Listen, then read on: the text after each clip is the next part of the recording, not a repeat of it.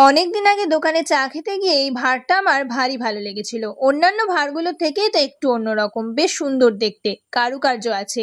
সেদিনই বাড়িতে নিয়ে চলে এসেছিলাম ভাঁড়টা। ভেবেছিলাম এটার উপরে কিছু একটা করব, কিন্তু সময়ের অভাবে করা হয়ে উঠছিল না। আর দীর্ঘদিন পরে থাকতে থাকতে ভাঁড়টার উপরে কালো কালো দাগ হয়ে গিয়েছিল। তাই ইচ্ছে থাকলেও হালকা কালার দিয়ে ভাঁড়টাকে রাঙিয়ে তুলতে পারলাম না। তাই একটু ডার্ক শেড দিয়ে প্রথমে ভাঁড়টাকে রাঙিয়ে দিয়ে তার উপরে সাদা দিয়ে নিজের মতো কাজ করতে শুরু করেছি। আচ্ছা, এখানে যারা আমার এই ভিডিওটা দেখছো তারা কে কে আমার মতো চা লাভার আছো অবশ্যই জানিও। আমি কিন্তু গরমের কটকটে রোদের মধ্যেও চা খেতে ভুলি না। তোমরা কেউ আছো নাকি আমার মতো যে রোদে গরমে ছুটতে ছুটতেও চা খেতে ভোলে না, চাটা ঠিক খেয়ে নেয়? থাকলে অবশ্যই কমেন্টে জানিও, কিন্তু আমি আমার দলে লোক পাবো আর কি। তো এই ছিল এটার ফাইনাল লুক, খুব সাধারণভাবেই করেছিলাম। দেখা হবে নেক্সট ভিডিওতে, ততক্ষণের জন্য টাটা।